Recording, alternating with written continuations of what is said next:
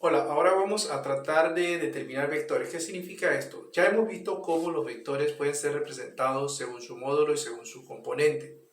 Ahora vamos a tratar de determinar cómo transformar un valor que nos esté presentado en componentes a según su módulo. Y también vamos a aprender a cómo transformar un vector de según su módulo a según sus componentes. Empezaremos transformando un vector de según sus componentes a según su módulo. Tengamos un vector v1, 3,7 metros.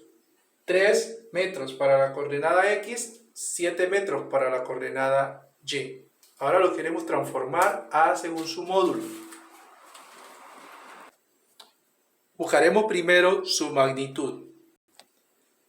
Para ello vamos a utilizar este modelo donde dice que el módulo del vector o la magnitud del vector va a ser igual a la raíz cuadrada de la componente x del vector al cuadrado más la componente y del vector al cuadrado.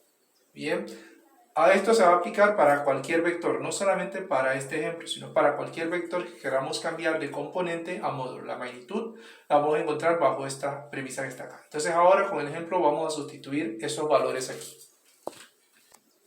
Inicialmente sustituimos el valor de la componente x de nuestro ejemplo, que aquí es 3, y la componente y de nuestro vector ejemplo, que es 7.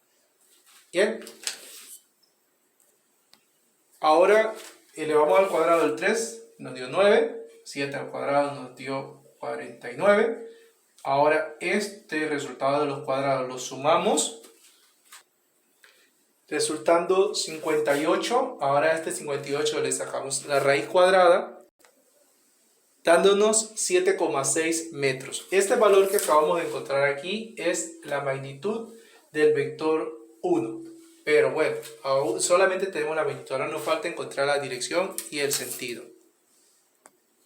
Para ello utilizaremos este modelo que está aquí, para encontrar el ángulo. Y este modelo lo vamos a utilizar para el ángulo de cualquier vector que queramos cambiar de según su componente a según su módulo. Ahora quedaría sustituir la componente vertical o VY del vector que estamos viendo, valor absoluto, entre la componente horizontal del vector que estamos estudiando. Y está entre barras porque es el valor absoluto. No consideramos sacar signos negativos o positivos porque cuando vamos a hacer aquí la división lo utilizamos como valor absoluto. En nuestro ejemplo, la componente vertical de nuestro vector tiene un valor de 7. Vamos a sustituir aquí 7, valor absoluto, y la componente horizontal tiene un valor de 3. Así que sustituimos acá, 7 y 3. Ahora resultaría hacer la división de estos dos valores y luego el resultado entonces le calculamos la tangente inversa. Al hacer la división nos resulta esto, 2,33. Entonces ahora vas a utilizar tu calculadora y presionarás la tecla Shift y luego la tecla tangente y te va a salir así, tangente a la menos 1, y allí vas a colocar el 2,33. O si ya tienes mayor práctica, harás el cociente de 7 sobre 3 de esta manera y el resultado va a ser el mismo. Bien, ahí tenemos 66,8 grados. Ese es el resultado que hemos obtenido de nuestro ángulo. Bien, y allí hemos encontrado que nuestro ángulo es de 66,8 grados. Ya tenemos entonces la magnitud, tenemos la dirección, nos falta el sentido. Para el sentido entonces nos fijamos en los signos que aparecen aquí en el vector según sus componentes. Los signos nos van a decir en qué cuadrante se ubica y dependiendo en qué cuadrante se ubica, entonces nosotros decimos en qué coordenada va a corresponder. Como habíamos mencionado, para ver el sentido basta solamente con ver los signos que aparecen aquí en los componentes del vector según su componente.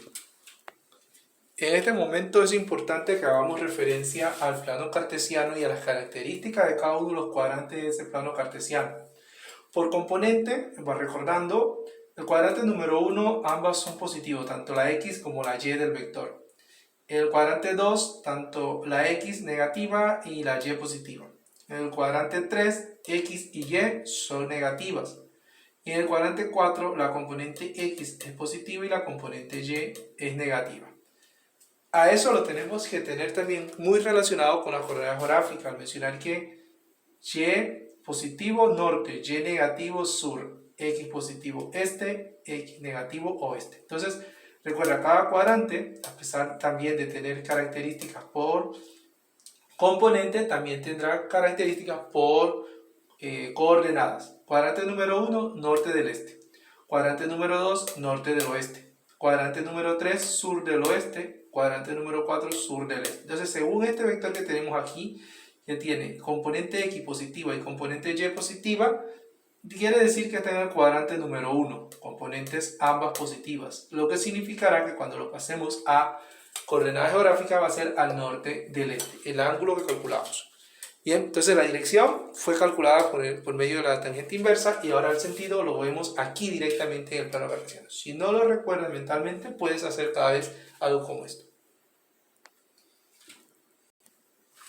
Bien, y con esto concluimos esta primera parte donde ya hemos encontrado nuestro vector. Hay que presentarlo ahora con todos su representación completa. Aquí tenemos 7,6 metros a 66,8 grados al norte del este. Este vector que está aquí, según su módulo, es exactamente lo mismo que el vector que teníamos acá al principio, el vector 1, 3,7 metros según sus componentes.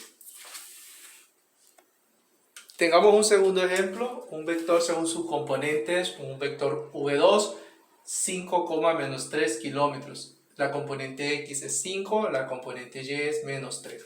Busquemos su módulo, dirección y sentido y presentémoslo según su módulo.